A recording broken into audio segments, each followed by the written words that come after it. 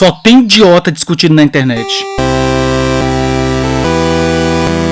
Uma das melhores coisas da internet é que tu não precisa ser um profissional qualificado para ter visibilidade. Uma das piores coisas da internet é que tu não precisa ser um profissional qualificado para ter visibilidade. A nossa maior bênção é a nossa maldição.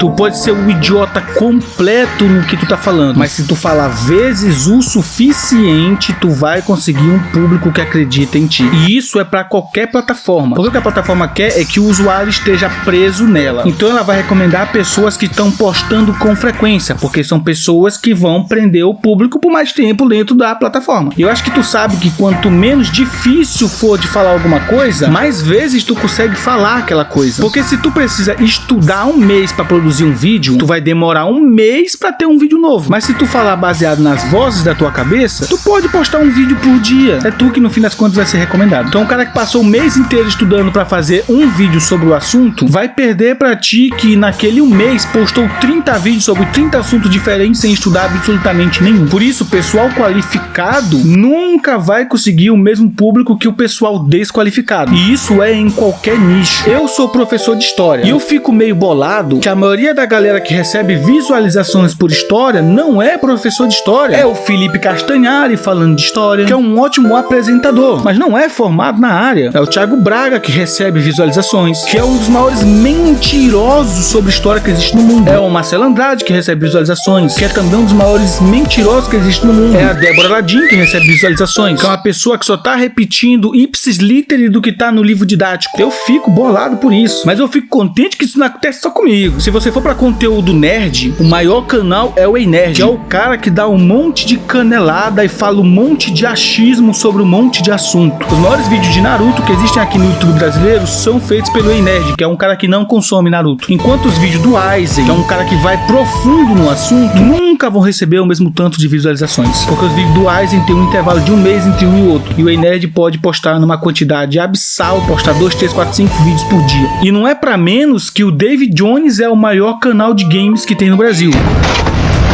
Cara, não é possível. Cara, inacreditável, o bagulho vibrou tudo, cara. O maior canal de debate do Brasil é o Vilela, que não sabe nada sobre debate, que era pra ser o mediador do debate, mas ele interfere no debate e começa a xingar um lado e defender o outro. Eu vou parar a discussão porque eu acho um absurdo o que você tá falando e não é o tema do programa.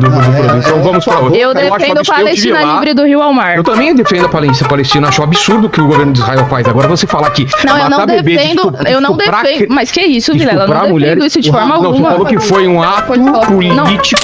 Terminar uma ideia, que eu tô falando há 4 minutos. Revoltadinho é uma coisa tão ridícula. Não, mas eu sei, tudo bem. Isso é um jeito respeitoso de falar. Não, mas eu tô tentando. Em que momento eu fui desrespeitoso? Eu tô tentando terminar uma ideia. Mas revoltadinho, da onde veio isso? Não, por que eu tô falando? Porque eu falo isso pra você, tá revoltadinho? Não, eu estou tentando terminar uma ideia. Então que não faz sentido. Primeiro peça desculpa. Desculpas, então. Os maiores canais sobre séries são gente que nem assistiu a séries. E por aí vai. A dinâmica da internet privilegia quem tá disposto a produzir conteúdo porco, mal trabalhado, mal pesquisado e com opiniões. E por conta dessa dinâmica, o público ficou acostumado a achar que opinião é fato. Porque se os maiores que estão falando sobre o assunto estão dizendo algo, todo mundo vai achar que aquilo é o fato sobre aquele assunto, sem parar pra pensar que eles são os maiores justamente porque eles são os que menos se aprofundam.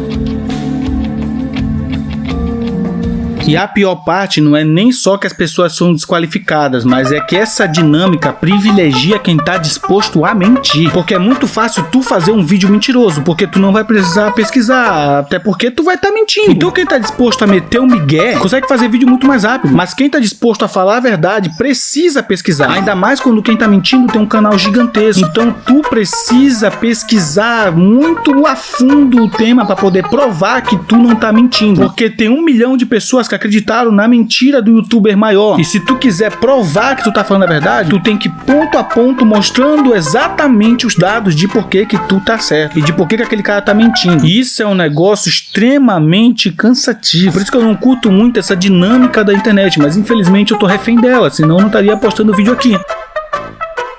E isso, quando vai para outros lados, se torna um absurdo, porque surgiu no Brasil, alguns anos atrás, o MBL, que era um bando de youtubers que falava de política baseado em achismos, em senso comum, sem nenhuma profundidade, com os vídeos mais rasos do mundo, e conseguiram eleger diversos deputados. Vocês têm noção que o Arthur Duval era um youtuber que virou deputado, o Kim Kataguiri era um youtuber que fazia trendzinha no YouTube e virou deputado, o Guto Zacarias era um youtuber que virou deputado, e todos os outros membros do MBL que hoje em dia estão eleitos eram todos youtubers. Vocês não acham estranho que existe um grupo de youtuber que tá decidindo as leis no Brasil baseado em achismos?